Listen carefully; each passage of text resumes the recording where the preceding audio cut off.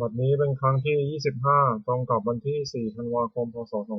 2568ข้าพเจ้าในณัฐพงษ์ เที่ยวเมืองรหัส202ขอเปล่งวาจาสาธยายพุทธมนต์ถวายเป็นพุทธบูชาธรรมบูชาสังฆบูชาและเป็นอาจาริยบูชาแด่องค์พระขวังปฏิเถรเจ้าองค์หลวงปู่สำเร็จรุ่นหลวงปู่บุญเดชหลวงปู่ศิลาตลอดทั้งครูบาอาจารย์ผู้เป็นเจ้าของวิชาจินดามณีขอเทพเทวดาเจ้าทั้งหลายโปรดจงอนุโมทนาในการสวดสาธยายของข้าพเจ้านี้ขออนุภาพคุณพระรัตนตรัยครูบาอาจารย์และเทพเทวดาทั้งหลายโปรดจงบันดาลให้จิตของข้าพเจ้าเป็นสมาธิอันควรแก่การสวดสาธยายมนต์ต่อไปบทสวดชุมนุมเทวดาสมมันตาจากาวาเรสุอัตตาข้าฉันตุเทวตาสัทธมังมุนิราชสาสินันตุสักขะโมคคทังสักเคกาเมจารุเปคิริสิการะตะเตจันตาริเขวิมาเนติเตระเทจักขเมตารุวนาคหะเนเคหะวัตถุนิเขเตภูมิมาจายันตุเทวาชาลถาลวิสาเมยัคขาคันทัพพนาคาติคันตาสันติเกยังมุนิวะระวาจานังสาทวเมสุนันตุธรรมสสวนากาโลอายมัทันตาธรรมสสวนากาโลอายมัทันตาธรรมสสวนากาโลอายมัทันตาบทสวดนามกาสิกขาถานะโมนะโมตัสสะภะคะวะโตอะระหะโตสัมมาสัมพุทธัสสะนะโมตัสสะภะคะวะโตอะระหะโตสัมมาสัมพุทธัสสะนะโมตัสสะภะคะวะโตอะระหะโตสัมมาสัมพุทธัสสะบทสวดสัจจกิริยาคาถานัตถิเมสารนังอัญญังพุทโธเมสารนังวรังเอเตนะสัจจวเชนะโสทิเมหตุสัพพทานัตถิเมสารนังอัญญังธัมโมเมสารนังวรังเอเตนะสัจจวเชนะโสทิเมหตุสัพพทานัตถิเมสารนังอัญญังสังโฆเมสารนังวรังเอเตนะสัจจวเชนะโสทิเมหตุสัพพทาบทสวดมหาการุณิโกนาโถติอาทิตาคาถามหาการุณิโกนาโถ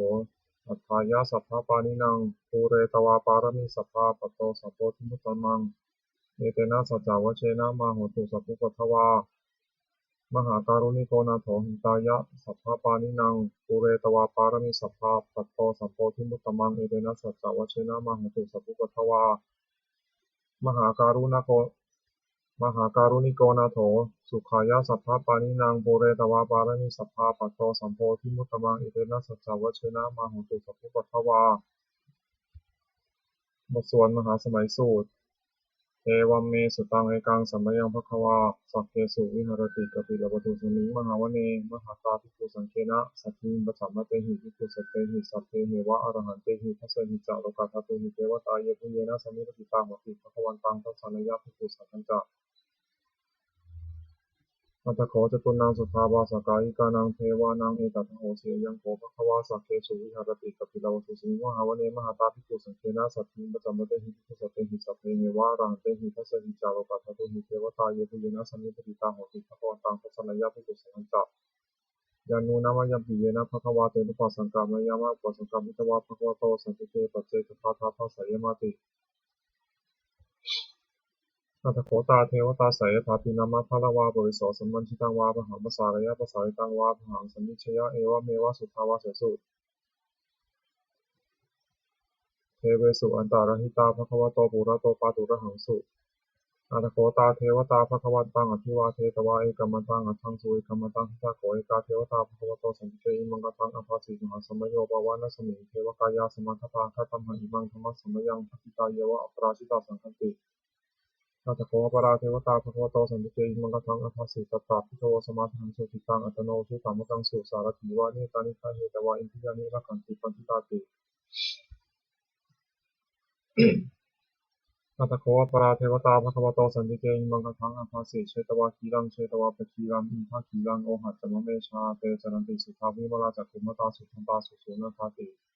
อัตถโขปราเทวตาภควโตสันติเกหิมังคังอภาสิเยติจิพุทธังสรณังคตาเสนเตธรรมิสันติอปายัมภูมิปหายะมนุสังทิหังเทวกายังปริภูเรสันติติอัตถโขภควาภิกขุอัมมาเตสิเยปุเยนะภิกขเวทัสสะสุโลกาทัตตุสุเทวตาสันนิปติตาโหติปุถะคตามทัสสะนยะภิกขุสังฆัจจาเยปิเตภิกขเวสุงติตามัทธังอรหันโตสัมมาสัมพุทธะเตสันติภควันตานังอิตาปรมัยยวะเทวตาสันนิปติตาหิสุงสัยถาภิมัยหังเอตาระหิเยปิเตภิกขเวภวิสันตินะคตามัทธังอรหันโตสัมมาสัมพุทธะเตสันติภควันตานังอิตาปรมัยยวะเทวตาสันนิปติตาภวิสันติสัยถาภิมัยหังเอตาระหิ อาติคิสามิภิกขเวเทวากายนังนามานิจิตายิสามิภิกขเวเทวากายนังนามานิเทศิสามิภิกขเวเทวากายนังนามานิตังสุนาถาสดุกัมมนะสิกโรธาภาสิสามิติเอวัมพันเตติโกเตติปุพพะวะโตปัจจโสสงภควาเอตทวจะสิโลกามนุกัสสามิยถาภูมาตถาสิตาเยสิตาคิริคัพพลังปหิตตาสมหิตาปุถุสิหาวสันลินาโลมหังสาภิสัมพุโนโหทาตมะสาสิทาวิปัสสนามนาวิลาทิโยปัจจเตวเตทวาวเนกามิตวัตเวตโตมติสัทธาสามเตสัสเนวเตเทวกายาภิกันตาเตวิชานาถาภิกขโวเตจตาปะมะกะโรสุตวาพุทธศาสนังเตสัมภตุระหูยนังอมนุสานัสสนังอเปเกสตมัทธะกุสหัสสังอัสสะเสตริงสตังอิเกสหัสสนังอมนุสานัมมัทธะสงอเปเกนันตมัทธะกุวิสาสัพพะวุตาหงตันจาสัพพังอภิญญายาวะวะคิตาวานะตะคุมาตโตอมเตวิสัทธาสาวกเกสัสเนวเตเทวกายาภิกันตาเตวิชานาถาภิกขโวเยวะหังกิตายิสามิทิระหิอนุโภคโส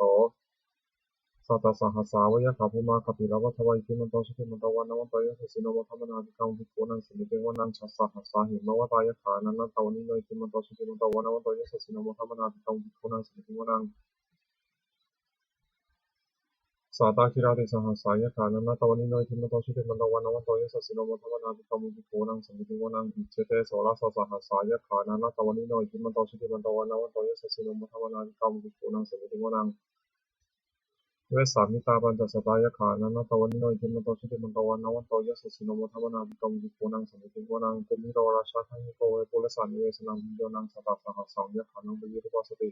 กุมิโรราชาทังหิโกโสปะทาสมิติวนังปุริมันจัติสังราชาทัตตารัตโถปสาสติกันทพานังอธิปติมหาราชายสสิโสพุทธปิตาสาภะโวอินทวานามหาพลายทิมันโตชิติมันโตวันนวันโตยสุสิโนมัทวนาภิกขุภิกขุนังสมิติวนังทักขินันจาทิสังราชาบุรุษโหตปัสสาสติคุมมัทนาธิปติมหาราชายสัสสิโสปตปิตาสาภาโวินธรรมนามหาพลายทิมันโตทิมันโตวันนวันโตยสัสสิโนมธรรมนาภิกขุภิกขุนังสิโกนังปัจจิมันจาทิสังราชาบุรุษปโคปสาสตินาธนาธิปติมหาราชายสัสสิโสปตปิตาสาภาโวินธรรมนามหาพลายทิมันโตทิมันโตวันนวันโตยสัสสิโนมธรรมนาภิกขุภิกขุนังสิโกนังอุตารันจัติสังราชากุเวโรตปัสสะสริยคณาธิปติมหาราชายสัสสิโสพุทธปิตาสัพพะโวินธรรมนามหาภลายทิมันโตชิติมันโตวันนวันโตยสัสสิโนโมธรรมนาภิกขุภิกขุนังสังฆิโมนังปุริมาทิสังคตารัตโถทักขิเนนาวิรุณหโกปัจจิเนนาวิรูปโขกุเวโรอุตังทิสังจัตตารโรเตมหาราชาสมันตาเจตุโรทิสาทัพพลมนาอันสุวเนกัมมิตวัตเวเตสัมมายาวิโนทัสสะคูณชาลิกาสุขามายาติเตทิเวเตทิทิจาวิภูโตสหตันทโนกัมมาเสโตจากินุขันธุนิคันธุจาปนาโทบามันโยจากเทวสุโตตุมัตติทิตาเสโนจักันตโพนโรราชาชโนสโพนาคูปัญจสิโกเจวตินทโรสุริยวัชสายเตจเนจาราชโนคันธมาสหาสหราชุพิโมธรรมนาภิกรรมภิกขุนังสมิติวนังอัฏฐาคูณภาษานาคาเวสาราสหัตถกากัมพาลสัตราคูปายคาสหายาติพิยามุนาทัตตารัตถาจะอาคูณคายสัสสิโนเอราวันโนมหานาโกโสปะคาสมิติวนังเยนาคาราเชสหัสสาหรันติทิพาทิชาปัจฉิวิสุทธจักโขเวหายสาเตวนามชปตาจิตราสุปนัยทีติเตสานามันอภัยตถานาคาราชานามาสิสุปนโตเขมมะกาสิพุทโธสันหิวจาหิอุปาวหายันตานาคาสุปนาสารนามกังสุพุทธังชิตาวชิระหัตเถนะสัมพุทธังอสุราสิตาตาตารโรวาสาวเสเตอิทิมันโตเยสสิโนกาลกัญชามหาวิสมาอสุราธนาเวทัสสาเวตจิติสุติปิจาปหาราโทนมุทิสหสัมปัญจาภริโภคนันเตโรจนามกาสังหิวะภิเสนังราหุธรรมวะภิสังโยธนิพันเตปุณัสสิโมนังอาโปเจเทวาปฐวีจาเตชวายตถาคโมวรุณาวรุณเทวาสมโมจยิสสาสหเมตตากรุณาไกกาคุเทวายสัสสิโนทัสเสติทัสสะทายาสัพเพนันตวันิโนอิทิมันโตชิติมันตวันนวันโตยสัสสิโนวะธรรมนาคัมภิกขุนังสิริโมนังเวนทูจะเทวาสหลีจะอสมาจะเทยมาจันทสุมนิสาเทวาจันทมุคุรักิตาสุริยสุวนิสาเทวาสุริยมาคุรักิตานะคตานิคุรักิตวาคุนทวะหากาวสินังวสวเสโตสโกขบุริโตทัสเสเตทัสสะทายาสัพเพนันตวันิโนอิทิมันโตชิติมันตวันนโตยสัสสิโนวะธรรมนาคัมภิกขุนังสิริโมนังอัฏฐาภูสหภูเทวาชาลมคีสิกขาริวาริกกาจโรชาจาอุมาปุพพานิพาสิโนวรุณาสหัธรรมาจาจุตาจานิชกาสุตยานุจิราคูอคูวสาวเนสิโนทัสเสเตทัสสะทากายาสัพพินันโตนิโนทิมันโตชิติมันโตวันนวโตยสัสสิโนวะธรรมนาภิกขุภิกขุนังสิริโมนังสมานามหาสมานามานุสามานุสุตมาจิตาวัตุสิกาคูอคูมโนวัตุสิกาถาคูหะโยเทวายะจาโลหิตวาสิโนปาราคามหาปาราคาคูเทวายะสัสสิโน ทัสเสเตทัสสะทากายาสัพเพนะนัตตวานิโนทิมันโตทิติมันโตวานะวันโตยัสสะสินโมทวนาภิกรรมภิกขุนังเสติโกนังสุกาการุมหาอรุณาภูเวทนาสาสหโอทาตะยะหาปาโมขาภูเทวาวิจักขณาสัทธมัตตาหะรัตถามิสกาจายสสสิโนทลายังคาปุชโนโยติสาธิวสติทัสเสเตทัสสะทากายาสัพเพนะนัตตวานิโนทิมันโตทิติมันโตวานะวันโตยัสสะสินโมทวนาภิกรรมภิกขุนังเสติโกนังเขมิยาตุสิตายามากาตกาจายสัสสิโนสัมพิทกาลามาเสถาจตินามาจะอสวานิมานาราติโนอาคูวถาภูบารานิมิตาทัสเสเตทัสสะทากายาสัพเพนะนัตตวานิโนทิมันโตทิติมันโตวานะวันโตยัสสะสินโมทวนาภิกรรมภิกขุนังเสติโกนังสัทเถเตเทวานิกายาสัพเพนะนาตวันนิโนนามันวายนาคันสุญญวินเยสัทธิสาสหะโอวุฒาสติปุถิรังอุปตินามนาสวังนักขิมุขตารังนาคัมจันทังวาสิตาติตังสุตตมาวรามโตตาบุตาอิทิมโตสหสนังกุมารโตโสตโสตทัพมิติรังสหัสสะพรหมาโลกานะมหาพรหมาพิธิปติปปโนชิติมันโตวิสมากายโยยสัสสิโสเสถาอิสระคุปจิกาวสวัติโนเตสัมจัมมะโตอังคาหริโตปริวริโตเตจัสสัพเพพิคันเตสินเทเทเวสัพพมะเทมาราเสนาภิกามุปัสสะกานังสามัญทิยังเอถาคานาถาคันทถาราคินาบุญทวัตโวสมันตาปริวาเรถามาโวมุนติถาโกตินังอิติตถามาติโนกันหาเตนังอเปสยิปานินาตาลมาขจัสสรังขตวันนภิรวังยะถาวะอุสโกเมโตสมัยโตสริทิโตตถาโสปฏิภาวติสังคุโตอสิยังวเสตันจะสัพพังวิญญาณวะคิตวานตตุมาตตวานติสัทธาสาวเกสัชเนรเตมาราเสนาภิกาเตวิชานาภิโตเตจาอัตตปะมะกรุงสุตวาพุทธศาสนังวิตาราเทหิปกามงเนสังวะติเชยุงสัพเพวิชิตาสังฆามาหิยติปายะสัสสิโนโมทิสังฆเตหิสาวกาเตชเนสุตติบทสวดจุลราชยปกรณ์นะโมเมพุทธเตชะสารัตตนาตยะธรรมิกาเตชะปสิทธิปสิเทวานารายะภาระเมสุราสิทธิธรรมาจะอินทาจาตุโลกาคัมภีรักขกาสมุทธาปุตุงคังคาจะสัพพมะชยปสิทธิหวนตุเต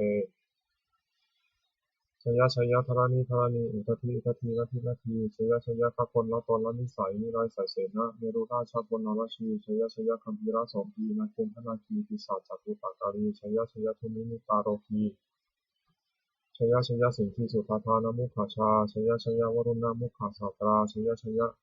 จำปาทินาคาคุระคันโทชยชยคัจฉกนนตุรงสุกะอาภุชงสิงหพยคาทีปาชยชยวรุณมุขายาตาชิตาชิตาเสนารีปูนะสุทธินรดีชยชยสุขาสุขาชีวีชยชยธารณีตาเรสัทธาสุชยาชยชยธารณีสาตินสัทธาชยชยมังกราบัญญาภวเคชยชยวรุณยัคเขชยชยรักขเสสุราพุชาเตชาชยชยพรหมเมนทัคนาชยชยราชาธิราชสัจชัยชยชยปฏิวินสัพพังชยชยอรหันตาปัจเจกพุทธสาวังชยชยมหิสุโรหโรหรินเทวาชยชยพรหมาสุรโขชยชยนาโควิรุณหโกวิรุปโขจันทิมาราวิยินโทจาเวนะตายโยจากุเวโรวารุโนปิจาอัคคิวายโยจาปาชุนโหกุมารโรทตารัตถโกอัฏฐารสะมหาเทวาสิทธิตาปัสสะอาทโยอิสิโนสาวกาสัพพาชยรามโมภวันตุเตชยธัมโมจะสังโฆจะทัสสะปาโรตัชยกังเอเตนะชยเตชนะชยโสถีภวันตุเตเอเตนะพุทธเตชนะโหตุเตชยมังคลังชโยปิพุทธศาสิริมโตอัญญังมารัสสะจะปะปิมโตปราชโยอุปโภสยัมโพธิมันเทปโมทิตาชยตตาธรรมคณามิหิสิโนชโยปิพุทธศาสิริมโตอัญญังมารัสสะจะปะปิมโตปราชโยอุปโภสยัมโพธิมันเทปโมทิตาชยตตาอิทัคคณามิหิสิโนชโยปิพุทธศาสิริมโตอัญญังมารัสสะจะปะปิมโตปราชโยอุปโภสยัมโพธิมันเทปโมทิตาชยตตาเทวคณามหิสิโนชโยปิพุทธศาสิริมโตอัญญังมารัสสะจะปะปิมโตปราชโยอุปโภสยัมโพธิมันเทปโมทิตาชยตตาสุปันนคณามิหิสิโนชโยปิพุทธศาสิริมโตอัญญังมารัสสะจะปะปิมโตปราชโยอุปโภสยัมโพธิมันเทปโมทิตาชยตตานาคคณามิหิสิโนชโยปิพุทธศาสิริมโตอัญญังมารัสสะจะปะปิมโตปราชโยอุปโภสยัมโพธิมันเทปโมทิตาชยตตาสัพพมัคคณามหิสิโนชยันโตปุถิยามูเลสกยานังนันทิวัฒโนเอวังตวังวิชโยโหหิชยสุชยมังคะเลอปราชิตาปลังเกสิเสปัทวิโปคะเรอภิเสเกสัพพพุทธานัง อัคคปัตโตปโมทติสุนัขตังสุมังคลังสุปัปปตังสุหุติตังสุขาโนสุมุหุตโตจะสุยิพังธรรมจาริสุปัทคินังกายกรรมังวาจากรรมังปัทคินังปัทคินังมโนกรรมังปัทคิเตปัทคินาปัทคินานิกตวานะรัพพันตัดเถปัทคิเน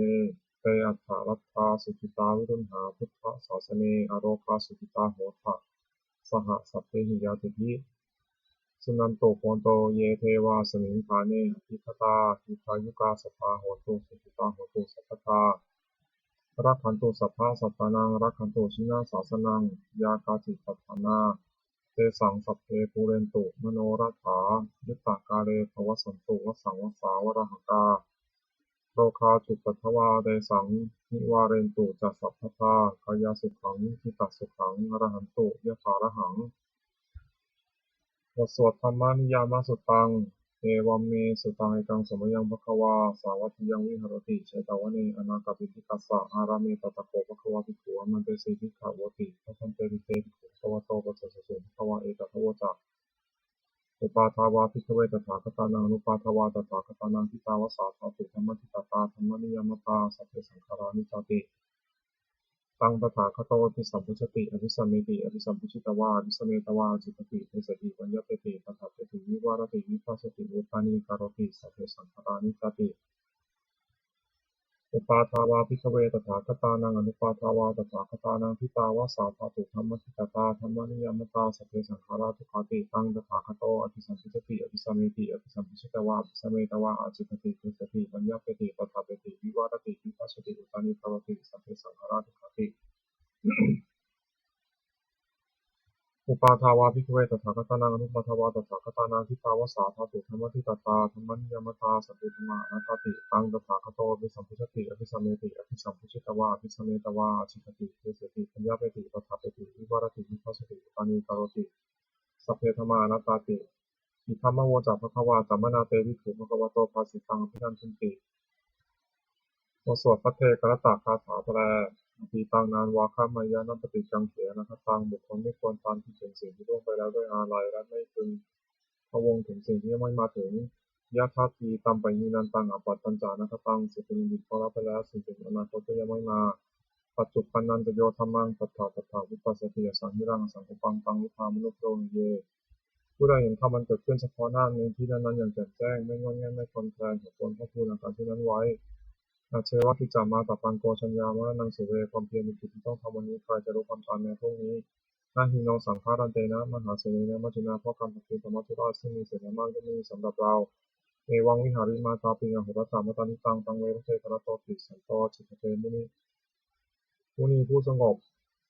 ย่อมกล่าวเรียกผู้มีความเพียรอยู่เช่นนั้นไม่เกียจคร้านทั้งกลางวันกลางคืนว่าผู้เป็นอยู่แม้เพียงราตรีเดียวก็น่าชมบทสวดธรรมะสังเวชปัจเจเวคขณะแปลสัพเพสังขารานิจจาสังขารคือร่างกายจิตใจแล้วรูปธรรมนามธรรมทั้งหมดทั้งสิ้นมันไม่เที่ยงเกิดขึ้นแล้วดับไปมีแล้วหายไปสัพเพสังขาราทุกขาสังขารคือร่างกายจิตใจและรูปธรรมนามธรรมทั้งหมดทั้งสิ้นมันเป็นทุกข์ทนยากเกิดขึ้นแล้วเพราะเกิดขึ้นแล้วแก่เจ็บตายไปสัพเพธรรมาอนัตตาสิ่งทั้งหลายทั้งปวงทั้งที่เป็นสังขารและไม่ใช่สังขารทั้งหมดทั้งสิ้นไม่ใช่ตัวไม่ใช่ตนไม่ควรถือว่าเราว่าของเราว่าตัวว่าตนของเราทุวังชีวิตังชีวิตเป็นของไม่ยั่งยืนทุวังมรณังความตายเป็นของยั่งยืนอวสังมัญญามริขับพังอันเราจะพึงตายเป็นแท้มรณะปริโยสานังเมชีวิตังชีวิตของเรามีความตายเป็นที่สุดรอบชีวิตังเมอนิยตังชีวิตของเราเป็นของไม่เที่ยงมรณังเมอนิยตังความตายของเราเป็นของเที่ยงวัฏฏะควรที่จะสังเวชยังกายโยอจิรังร่างกายนี้ไม่ได้ตั้งอยู่นานอเปตาวิญญาโนครั้นปราศจากวิญญาณฉุดคออันเขาทิ้งเสียแล้วอภิเษสติจากนอนทับปัทวีซึ่งแผ่นดินกลิงขลังอิวะดูดังว่าท่อนไม้และท่อนปืนนิรัตถังหาประโยชน์นี้ได้อนิจจาวัฏสังขาราสังขารทั้งหลายไม่เที่ยงหนออุปาทวายาธรรมิโนมีความเกิดขึ้นแล้วมีความเสื่อมไปเป็นธรรมดาอุปาชิตวานิโรธันติมันเกิดขึ้นแล้วย่อมดับไปเตสังวิปัสสโมสุขโขความเข้าไปสงบระงับสังขารทั้งหลายเป็นสุขอย่างยิ่งสัพเพสัตตามรันติจักสัตว์ทั้งหลายทั้งปวงกำลังตายอยู่มริงสุจักมริสาเลที่ตายแล้วและกำลังจะตายตถเวหังมริสามิเราก็จะตายอย่างนั้นเหมือนกันนัตถิเมเอตตะสัมสโย ความสงสัยในความตายนี้ย่อมไม่มีแก่เราเลยบทสวดเมตตายังกินจิกุศลังกัมมังสัพเพหิพระเตหิกตังปุญญังโนอนุโมทันตุสุนันตุโกนโตเยเทวะสมิงฐาเนอภิคตาทิพายุกาสัพพาโหตุสุขิตาโหตุทุกขาปมุญจันตุมาตาปิตาสุขิตาโหตุทุกขาปมุญจันตุสัพเพยาติกาสุขิตาโหตุทุกขาปมุญจันตุสัพเพอยาติกาโหตุสุขิตาโหตุทุกขาปมุญจันตุสัพเพปิสาสัพเพยขาสัพเพเบตาสุขิตาโหตุทุกขาปมุญจันตุสัพเพอาจาริยุปัชฌายะสุขิตาโหตุทุกขาปมุญจันตุสัพเพนะขัตตาสุขิตาโหตุทุกขาปมุญจันตุสัพเพเทวาสุขิตาโหตุทุกขาปมุญจันตุสัพเพสามะตินังสมิจฉันตุโวสวดบูชาหลวงปู่ทวดนะโมพุทธิสัตวังคันติมยะอิติภควานะโมพุทธิสัตวังคันติมยะอิติภควานะโมพุทธิสัตวังคันติมยะอิติภควาปฏิภาณคาถายาเทวตาสันติวิหาราวาสินีถูเปคะเรโพธิคะเรตหิงตหิงตาธรรมะทานีนาภวันตุปุชิตาโสถิงกโรเดชาวิหารามันทะเรเถราจมชานวกาจติภโวสารามิกาธานาปฏิปัสสกาคามาเตเทสานิคมาจิสราสปานพุตาสุจิตาพุนตุเตสลาภูชาเยปิจาอันทสัมภวาสังเสริชาตาอัตโวปปาติกานิยติกังธรรมวรังปฏิจเตสัพพิติทัสสะกรงตุสัพยังนาตุจิรังสตังธรรมโมธรรมทราจะบุคลาสังฆโมตุสมะภวะสัญญาสัญญิตายะจังอัมเหรักขตุสัพพโมสัพพิติธรรมจาริโนมุตติงสัพพะปุณยามะธรรมเมอริยสัพเวทิเตสันนาโหตุสัพเพติปานิโนพุทธศาสเนสัมมาทารังภเวสันโตกาเลเทโวปวัสสตุวุฒิภาวายะสัตตานังสมิทังเนตุเมธนีมาตาปิตาสาตาชังนิจังรักขันตุปุตตะกังเอวังธรรมเมนาราชาโนปชังรักขันตุสัพพทาเทวตาวุโยชนะคาถาทุกขปัตตาจนิทุกขาพยาปัตตาจนิพยาโสกปัตตาจนิโสกาหันตุสัพเพตินานิโนเอตาวตาจะอัมหิหิสัมภตังปุญญาสัมปทังสัพเพเทวานุโมทันตุสัพพะสัพพติสัพพยาทานังทัตันตุสัพพายะเสรังรักขันตุสัพพทาภาวนาเพรตาโหตุขันตุเทวตาคตา